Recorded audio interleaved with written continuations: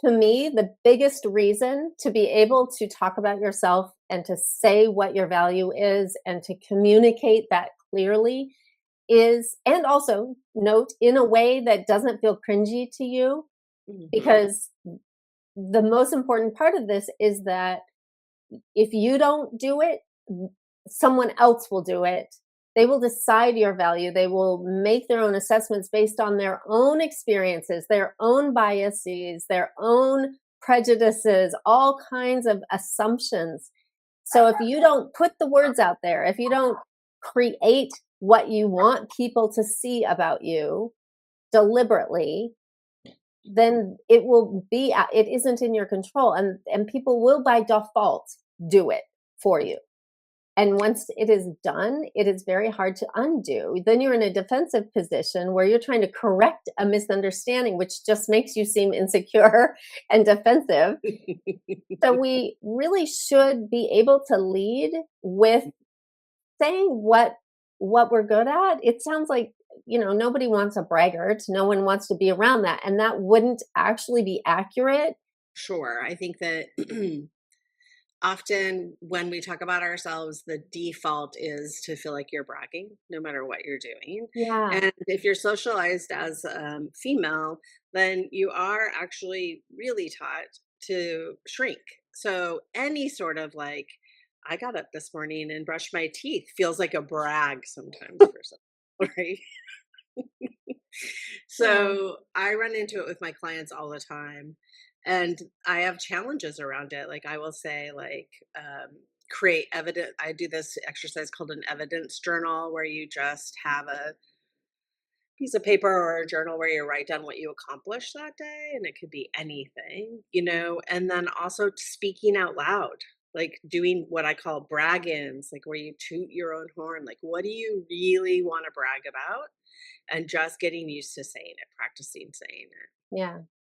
The bragging exercise or the challenge that I have is really to go to that edge of feeling like you're bragging. And part of that is that I think I think in my experience with my clients, when they feel like they're bragging, they actually are just talking about what they're good at. Like they are not bragging at all. Like Yeah. Yeah. I and so to feel like you're bragging is to be accurately reporting Yeah. or And reliably reporting your skill yes, set, you know? accurate and reliably reporting. Yeah. It's So that's a really good thing to note, is that it's gonna sometimes feel like bragging when you're actually just stating a truth. Mhm. And I would put it in this perspective, like think about when someone tells you what they're good at. It feels to me like, oh good, now I know. It's a relief that I don't have to figure that out. And it will be, of course, tested, like believe and verify kind of thing. But when someone has a job, like say they're a teacher and I'm talking to them about my kid, a teacher could say the thing that I'm really good at is figuring out what each kid needs and giving them that. Now following up, that's on you. Doing the homework, that's on you. But I know what they need and I'm going to give them the specific exercises that they need. I love having that clarity about what to expect from someone. Yeah. That's a perfect example. Like, Yeah, the and that's not bragging. That's actually knowing what your skill set is and how it benefits your audience, for lack yes, of a better word, like yes, the people you are serving, right? yes, And I also can, being really clear on what you're good at and then what their responsibility is or what you yes, aren't good at in some ways, yes, have control over. yes, That's really something that you, and so it's clear expectations important. is not only helpful in communicating your value, but it is connective actually. And I always come back to that because I think that's the foundation of a lot of success, is having some connection with the person you're working with. Mhm. So we assume that talking about our value is boasting, and we assume it is off-putting and disconnective, but the truth is it's actually clarifying, a relief, and it is actually connective. Yeah. Yeah. So the problem that people run into, though. We're saying, just say it out loud, but it's not that easy to just do it, It's true. right? It's true. Yeah. It's not. And I think it comes from a lot of different places. Like a lot of my clients who are our age, in our age range or our generation, had parents who, especially specifically in my personal experience, parents who were raised by Midwesterners who Oh, think talking about yourself in any way is bragging, right? Or parents who which for in my experience, like, well, I would talk about what I was good at even as a kid and be silenced for it, right? interesting. That can be Really interesting. it can be assigned to regions, it can be assigned to personality disorders. Yeah. I'm not gonna diagnose anybody here. Well, like, I wanna stick with this for a second, because Yeah, then we can talk about the other end of the spectrum. yeah.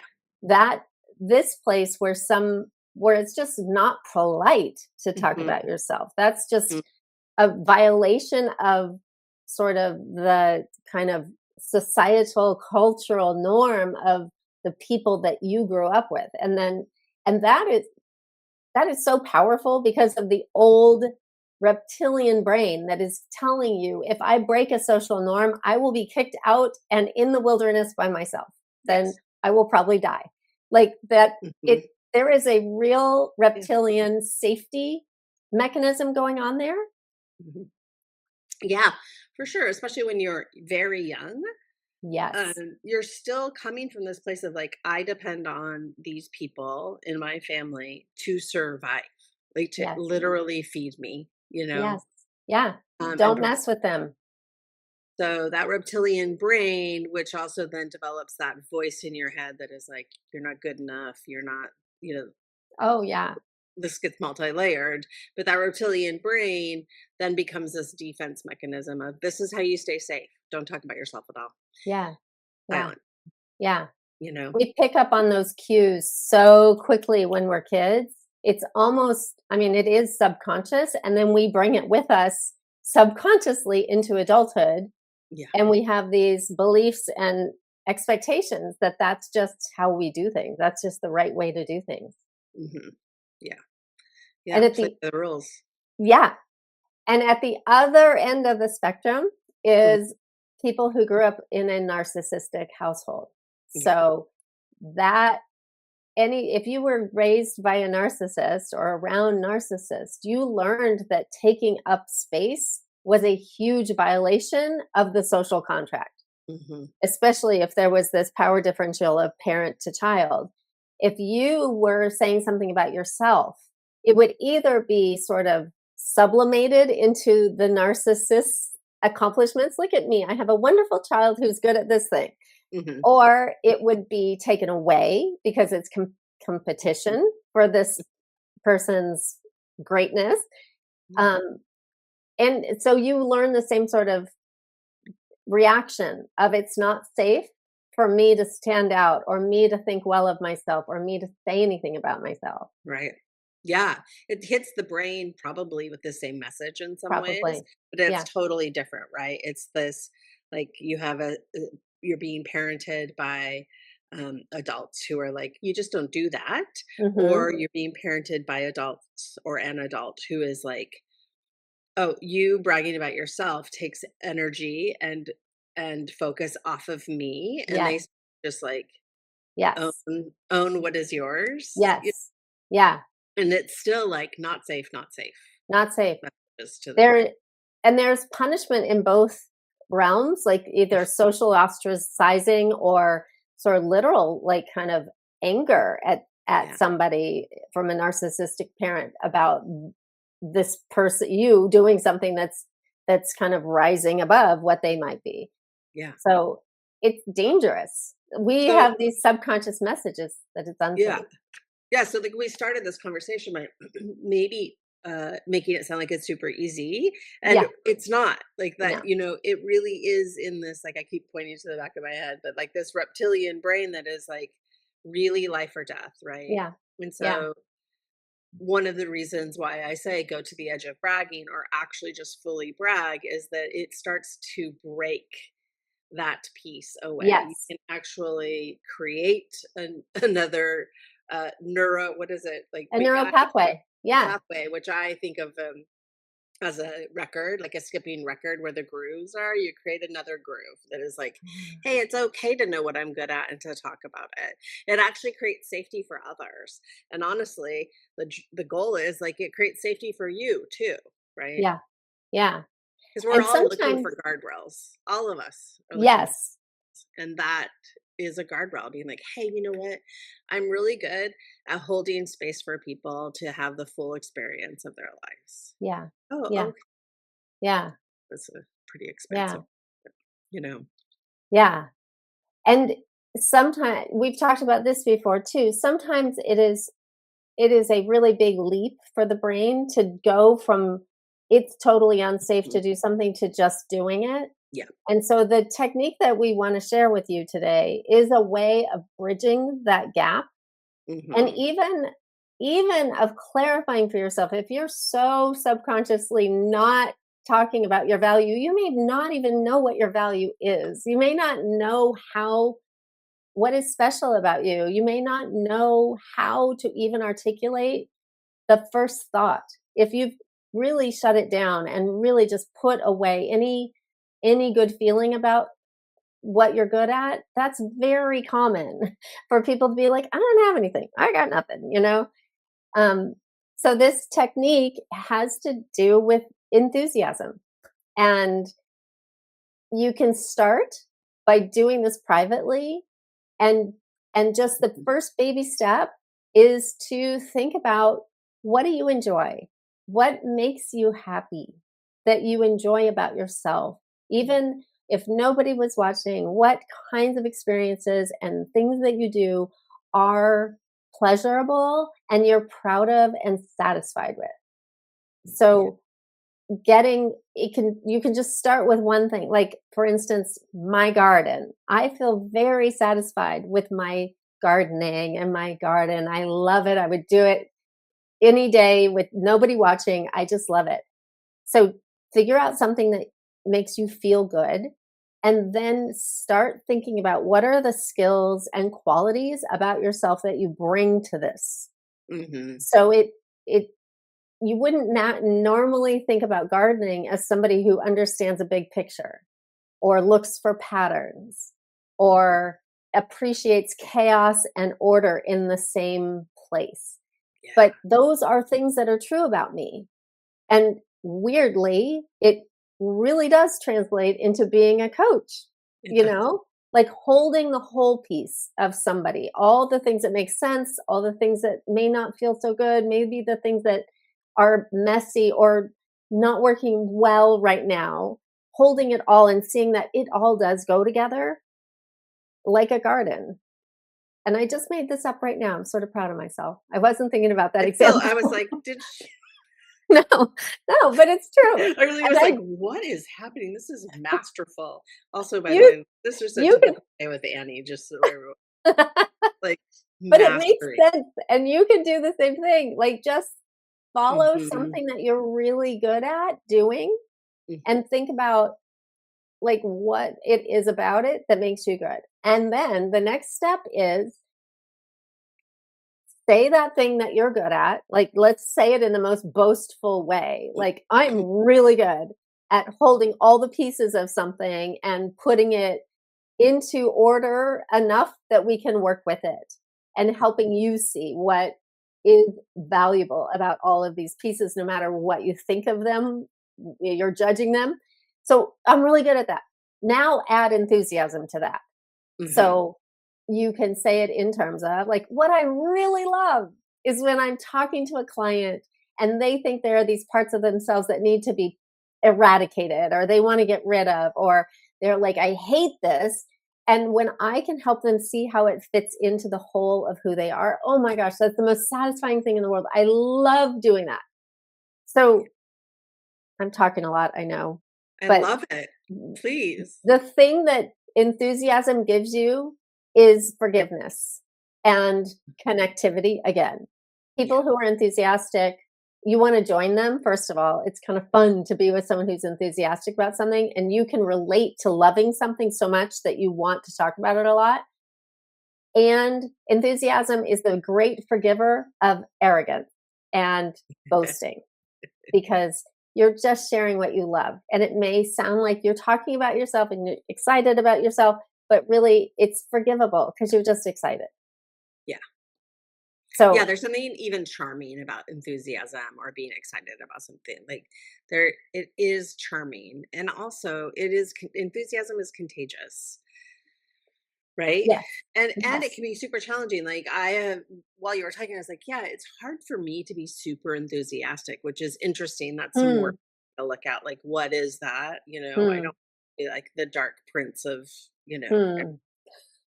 but I'm I not. think it's your Midwestern roots, maybe. I don't know. It probably is. I have never lived in the Midwest, but you would really think I like That's both. so funny.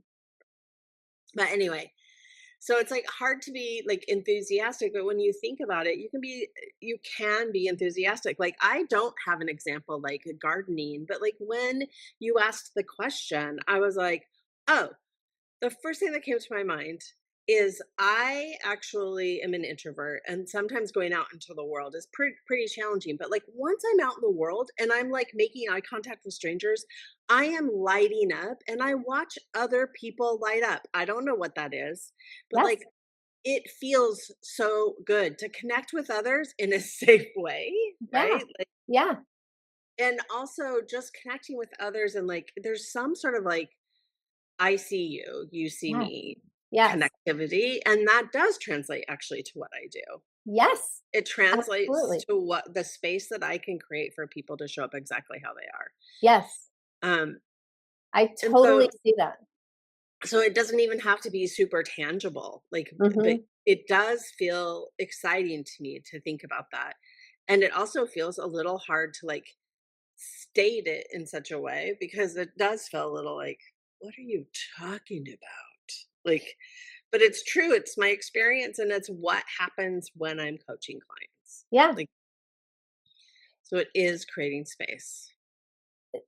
So, I know that what I love about being friends with you especially, I get to benefit from this part of you, is that you see detail and Mhm.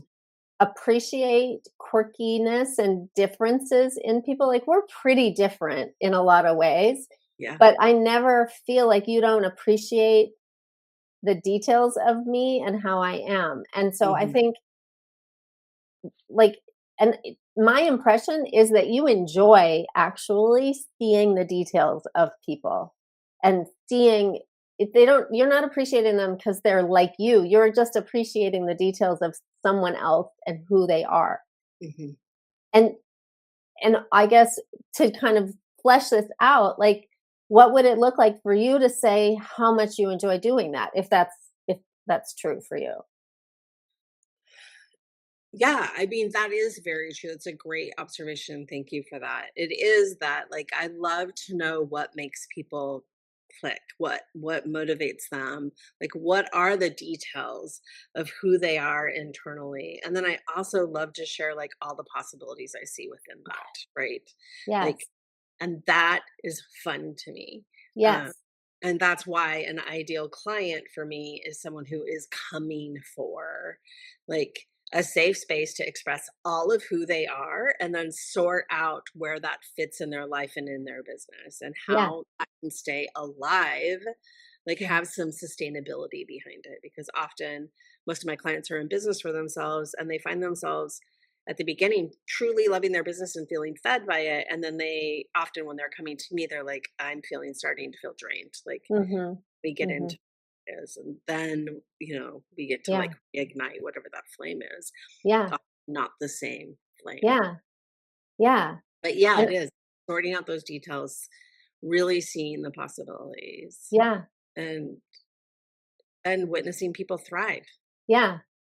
So part of what we're talking about is, like, allowing ourselves to actually really enjoy the things about ourselves that we are proud of and enjoy. The Mhm. value that we bring, you might be as Dana sounds like she is a little bit, running into some resistance to actually even enjoying and reveling in the pleasure of being the way that you are.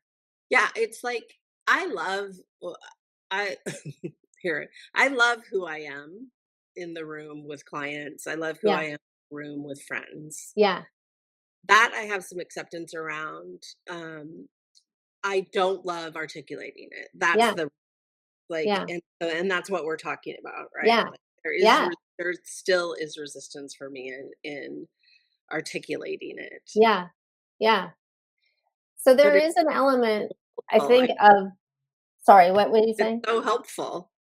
Like, I just I mean, we just saw an example of me articulating it, feeling some friction, and then having another person in the room, in the box, like, reflect back what they have witnessed and experienced, and Yeah. then more clarity. So it's like there's so much value in bragging about yourself. I know Yeah. we're not bragging about ourselves, but Well, it right, and I think maybe that's like, we have to take that a we start with that because that's what everyone thinks that what it is you're bragging about yourself, and really it's just sharing what you're excited about mhm, and allowing mm, yourself to be excited about what you're excited about. And yeah, so I think if there is a certain amount, there are two things, certain amount of forgetting yourself in service of others here. mhm, If you can forget about yourself enough to share what you're excited about, it is a service to other people.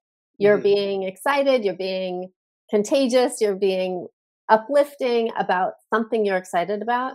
So that's the like whole thing about being we're not shy, but shy people are so thinking about themselves that they can't come out of their shell in order to connect with someone else, and it's actually kind of a self-absorption is what's happening there. So if you mhm, can forget about yourself enough to come across and let someone see what you're excited about, you're doing a service yes, in for other people and you're connecting.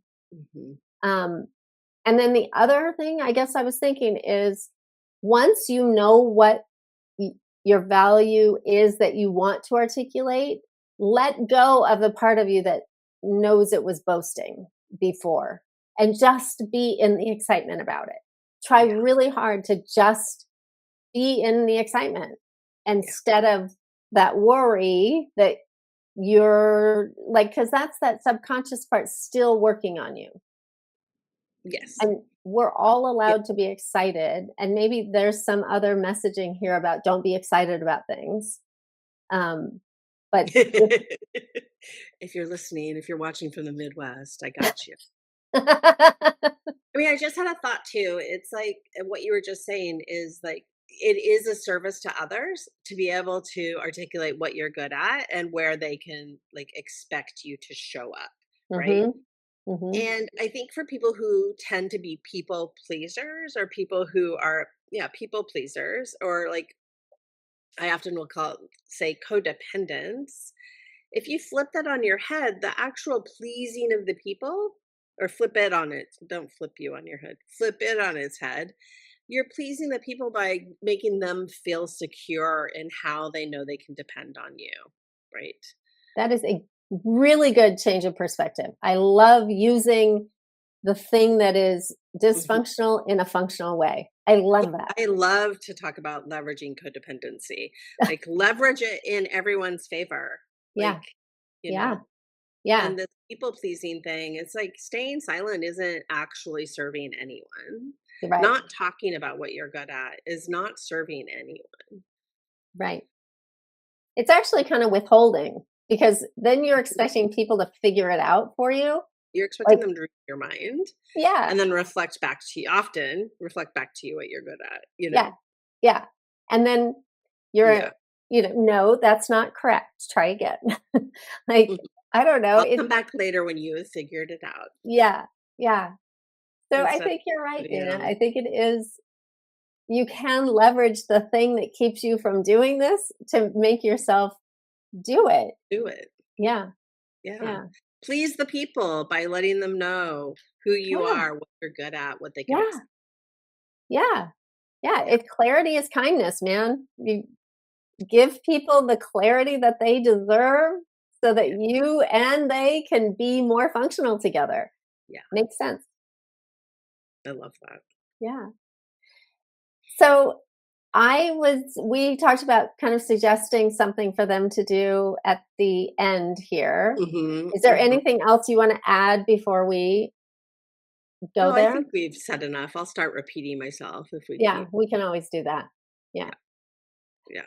So our Um, challenge to you is to think about the thing that you would feel really embarrassed saying about yourself that's really valuable. A boast, a really arrogant perspective on yourself. yeah, Think about what that is privately. You don't have to say it. Nobody needs to know. But then dress it in enthusiasm and put it in the comments.